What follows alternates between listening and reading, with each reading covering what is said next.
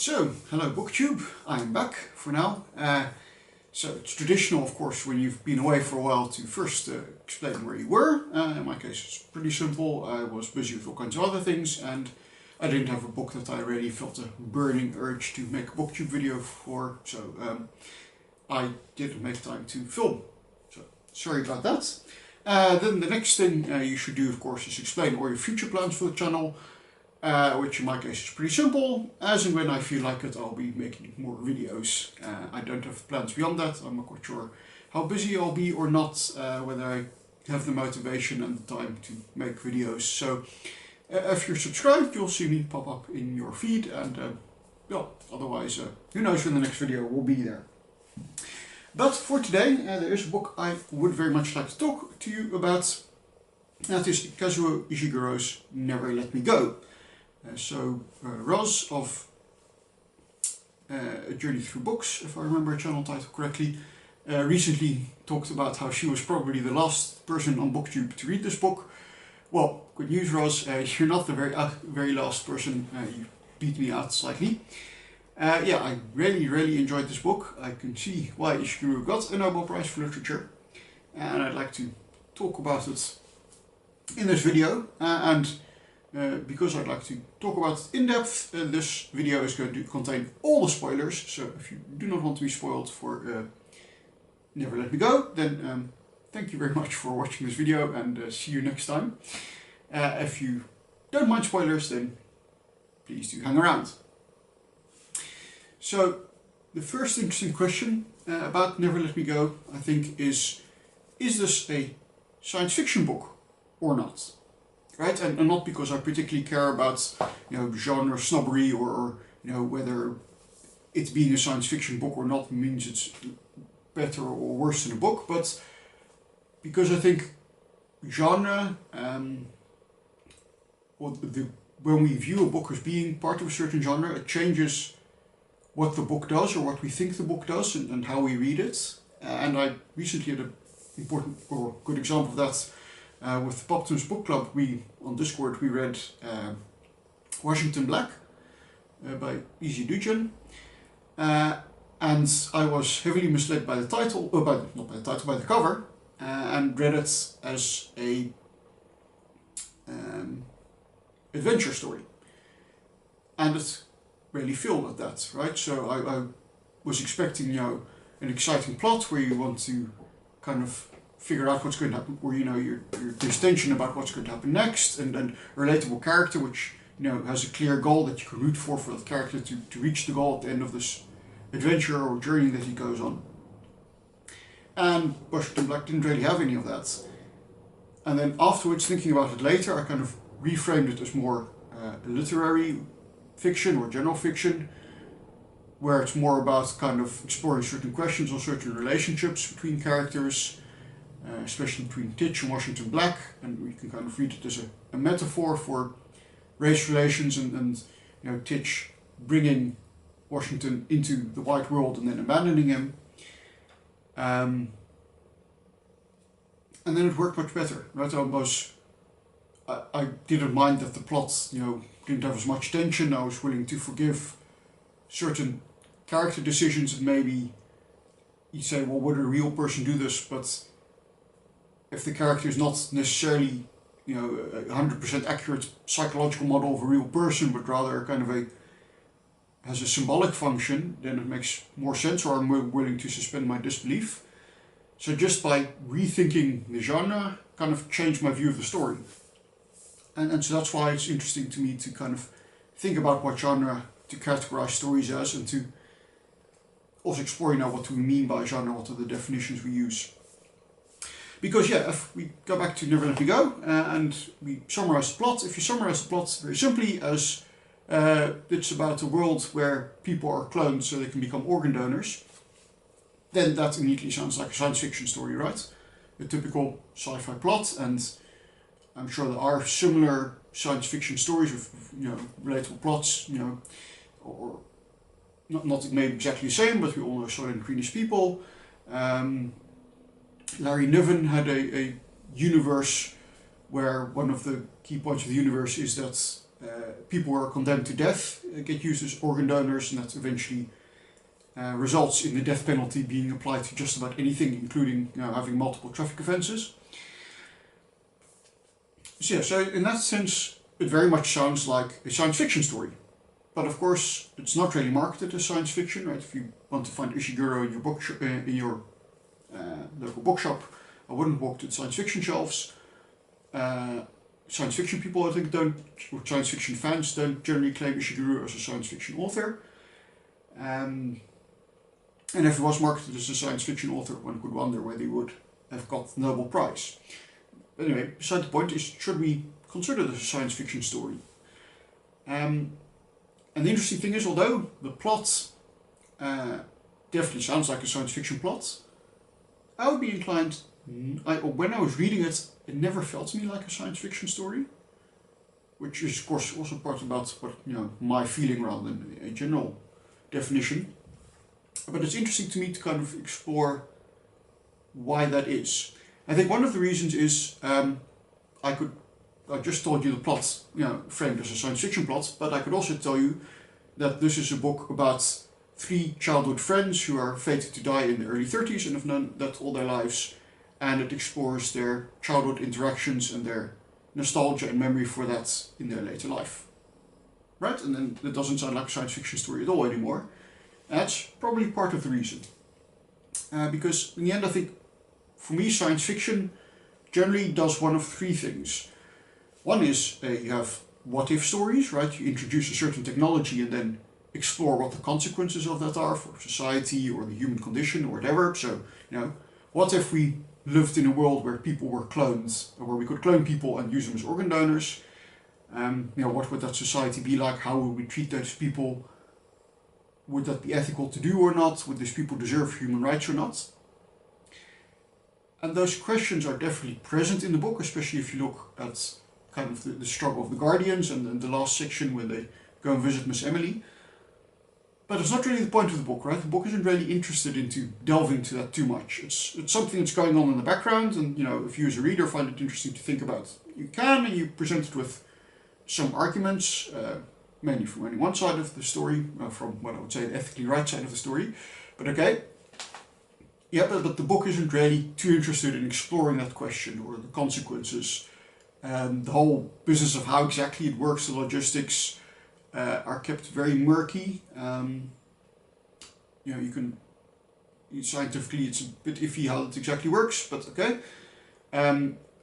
Also, although all the children at Hilsham are clones, it's never clear whether they're identical to each other or not, right? Are there only 3 models of clones, or are there, hundreds?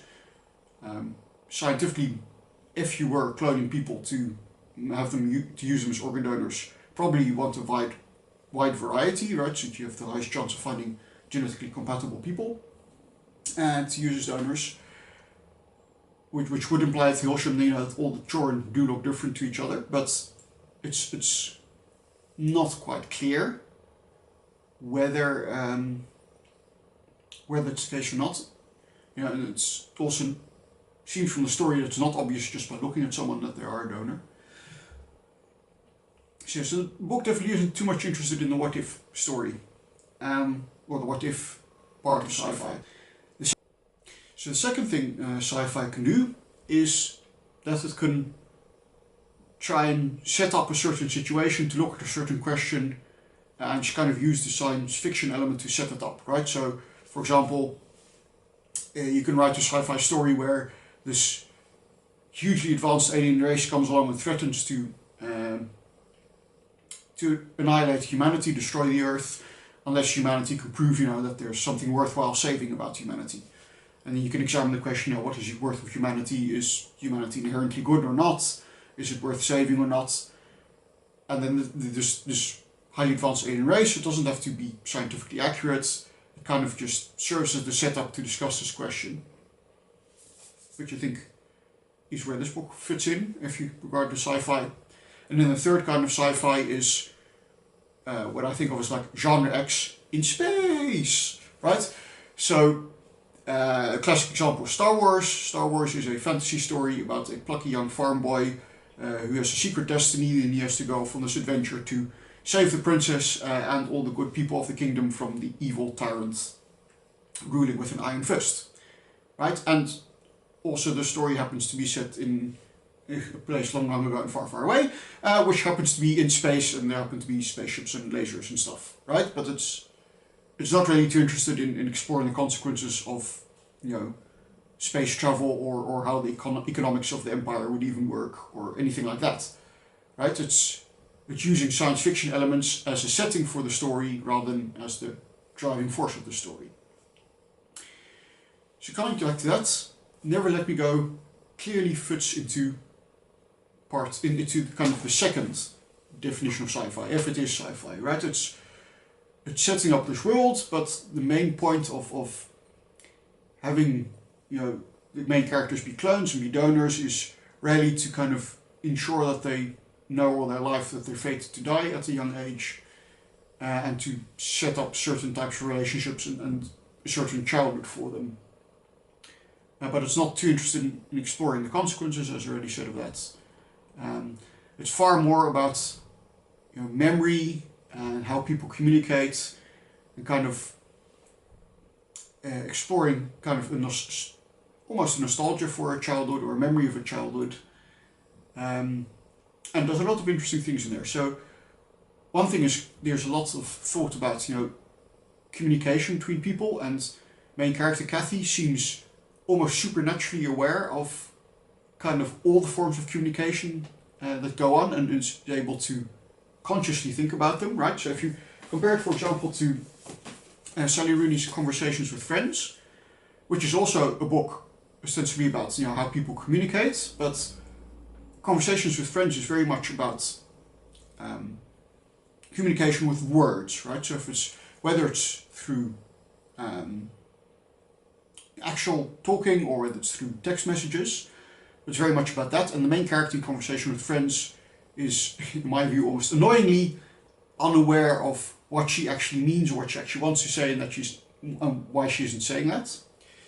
Whereas in Never Let Me Go, the main character is hyper aware of what she meant to say, even if she didn't feel able to say it at the time, and also thinks a lot more about kind of non-verbal communication, about communicating through certain actions, looks, or performing certain favors or not for people, and far more self-aware about what's going on, and also even about what the intentions of other people are, where you can ask, is Kathy really that good at reading people's minds almost, or does she just think that? How reliable is her narration? In that same vein, we only get Kathy's view of this past, right? We never hear really from Tommy or Ruth how they viewed certain events, or if they found those events indeed the most important events of their defining moments of their childhood. Right? We kind of have to rely on Kathy's narration. And I think it would be interesting, if I ever get around to rereading this, to kind of poke into how reliable Kathy is. Right? She's very much set up in the text, at least if we take the text as face value, as this kind of super reliable recorder and understander of people's thoughts. But in a novel that can be true. It's in real life, it's worth remembering that people generally aren't this good at understanding interactions and what people's intents were. So that is kind of the interactions, and was also very interesting. Kind of the book explores how people kind of grow and reinvent themselves as they grow, as they become older, and how that can change their relationships to people around them, because they want to kind of distance themselves from people who haven't yet made a certain transformation. Especially if you think about how Ruth acts when she gets to the cottagers, right? She wants to kind of distance herself from a Hailsham past, whereas Kathy wants to hold on to that. And therefore that means that Ruth also kind of has to distance herself from Kathy, because Kathy hasn't transformed or reinvented herself in the same way. Another main theme of Never Let Me Go is, of course, love, and the power or the limits of the power of love. Right, so there's this hope that if you are truly in love, that you can kind of postpone your fate, you can put off this being called to become a donor because you are truly in love. You get to have a couple of years together. But that of course turns out to be not true, right? No matter how much you love each other, nothing will change your ultimate fate. And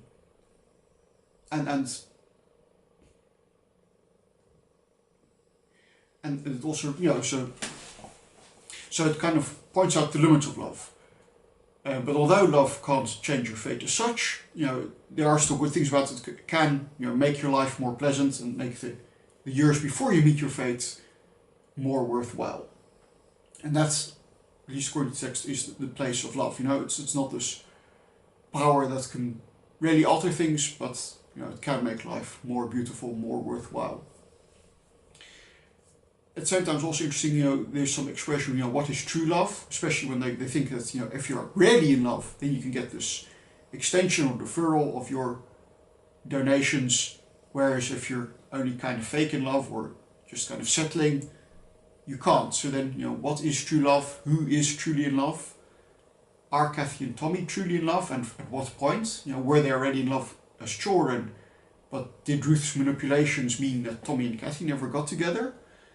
What about Tommy's part in that is kind of implied, and Ruth certainly seems to feel that way, and she apologizes in the end to Kathy for keeping her and Tommy apart. But what about Tommy's agency in the matter? Right? If Tommy was really in love with Ruth all along, with Kathy all along, why did he end up with Ruth? Why didn't he decide he wanted to be with Kathy instead? Or is his love something that only kind of sparked up afterwards, maybe as a result of what they've been through? So, coming back to thinking of Never Let Me Go sci-fi, one interesting challenge that sci-fi authors often face is that they are creating a new world with rules that are generally different to our own, right? There might be more history because it's set in the future, or it might be that certain things that are not possible in our real world are possible in the sci-fi world or in the fantasy world, and the author kind of has to communicate that to us, the reader, without becoming just a boring info dump, right? The author could start with, here's a history of everything that happened between the year 2020 and the year 2500. Read that first, then you will understand the world of my story, but nobody's going to sit through that, right? So you have to work that in somehow. And it's interesting to see how an author does that. And Ishiguro, of course, faces the same challenge in Never Let Me Go, because he has also created a world where things are different to our own, where there are these clones that act as donors. And Ishiguro solves the problem basically by completely ignoring it, right? So Kathy, from the very beginning, assumes that you, the reader, already know everything about her world and how it works, and that she's a donor is mentioned, I think, in one of the early pages, or she's a carer and will soon become a donor. And it's assumed that you, the reader, already know what that means, which of course you don't. But Kathy, the narrator, does assume that you mean that, and it's only through reading the text that it slowly becomes clear what that actually means, right? In this kind of mirroring the way that the children at Hilsham are taught, right? They've kind of get these explanations that they're never quite ready for, so they kind of internalize, these things, this knowledge, without ever fully realizing it until they get to the end. And Never Let Me Go kind of does the same thing. So it's hard for me to judge how effective it was at that, because I already knew the key plot point that they were clones by the time, before I started reading it. So it was still interesting, it didn't ruin the story for me, it's still interesting to kind of see how it's developed and at what point it really gets explained, and certainly I didn't understand all the details of how it worked, and how important or not the point actually was to the story. But I think the book kind of tries to mirror that same kind of explaining things in just too complicated a way, so that you kind of internalize and accept an idea without fully understanding its importance, or it's too late almost. And at the same time, it's an interesting way of solving the challenge of how to inform the reader of the rules of this new world. And also at the same time, that kind of sneaky informing of what it means to be a donor is what made the story so disturbing to me, because I find it a very disturbing read, in a good way, but still. Because there's this kind of sneaking suspicion. I think certainly if you read a lot of sci-fi, there are a lot of hints that you'll pick up on quite early, because you're kind of, if you know to approach this as a sci-fi or sci-fi adjacent book, you're primed to pick up on things, you're primed to pick up on the fact that Soylent Green is people. So this kind of sneaky suspicion where you go, wait, what? She becomes a donor? What does, why, how? Even if you're not fully aware of the details.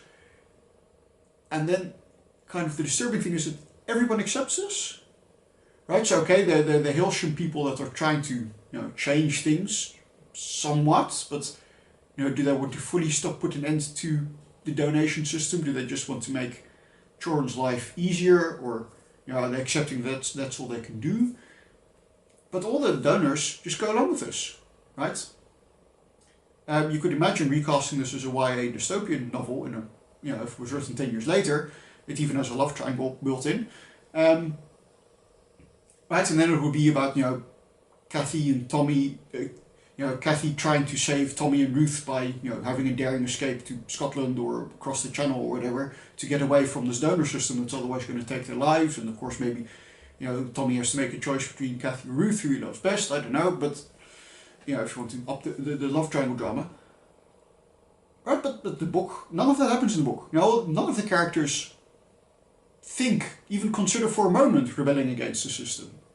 Right? The best they hope for is that maybe the system will grant them a couple of extra years before they have to start donating, even, if they are really in love. Right? The closest we get to rebellion is Tommy's anger at stuff. But even that is just, Tommy goes out into the field and yells for a bit, and everybody treats this kind of an embarrassing episode that gets swept under the carpet, including Tommy himself, right? He realizes that this is not the thing he should be doing, and he, regains his composure. Even when he hears about that he's up for his 4th donation, right? Nobody ever complains about, well, that's maybe some of the Guardians a bit, Miss Lucy especially, but none of the Choran themselves ever complain about, how unfair it is, or try to escape the system, or even have some kind of pointless act of rebellion that doesn't solve anything, but at least, validates them as individuals with their own will. Right? Nobody tries to, burn down this donation center, even, if it's ultimately futile and will never get away with it. Right? There are no guards at Hilsham, or huge fences, or even at cottages, or especially, when Kathy is a carer, okay, they have to she has to sign in and out when she takes her donors on a field trip, but she could just drive off in a car. There doesn't seem to be anything preventing her from doing that, excepting the fact that the thought just never occurs to her. So all throughout the book I was kind of like, they're going to kill you, come on, do something about it, why don't you? And it's possible that somehow these clones have been kind of altered to just not have the thought occur to them. But it's not mentioned in the book, and everybody just accepts their fate, and that was kind of made it really creepy to kind of think that you could be so brainwashed into a system like this that you don't see anything other as possible. So that was the disturbing thing. 2 more things I have left to talk about. One is the relationship of the Guardians to the children, and that is the one point where the book does kind of delve into the what if question, how would these children be regarded. I think it was very interesting, the different reactions the different Guardians have and the different ways they think about these children. It's also an interesting portrait at the end when Miss Emily tries to justify the fact that, well, at least we gave you, a good life, we did the best we could, kind of presenting these allies or aid workers, you can think of, that try and, improve lives, genuinely do try and improve the lives of certain people from, say, marginalized groups or from disadvantaged countries. But at the same time, are never fully invested. In the end they can say, well, I did my best, sorry, but it never really impacts them or they never really have to sacrifice anything themselves. The failure of their attempts doesn't have too much of a consequence for them, right? They still have a comfortable life, they still get to live to be 80, 90, whatever. So it was an interesting reflection. And the last one is, if you forget about the whole donor thing for a moment, and be just slightly more metaphorical, kind of the life phases and the very cynical view of life Never Let Me Go has, right? It basically says, first you're a child, you have this carefree, wonderful childhood at Hailsham. Then you have your college life, where you have to write an essay that nobody really cares about, and you get to have lots of sex without any consequences. And then you become a carer, where you have to work a lot and travel around. You have very little time for yourself, and you basically just work to the bone so that you can care for people. And then you become sick and in need of caring yourself, and you have maybe a comfortable, semi-comfortable life in hospital and a nursing home, and then you die. So yeah, all in all, not a bright sunny book, but still I think a beautiful read. There are lots of beautiful moments and happy moments in there. I didn't go into much about individuality in art, but there's some thoughts in there about that. So if you haven't read this book and somehow did watch a spoiler-filled discussion, I do very much recommend that you read it. If you have read this book, I'd love to hear your thoughts about it. Leave them down in the comments below, and we can continue the discussion there. But that's all for now, and I will hopefully see you next time, whenever that is, when I read something new that I feel like talking to you about. For now, bye bye, lots of bookshelf, and happy reading.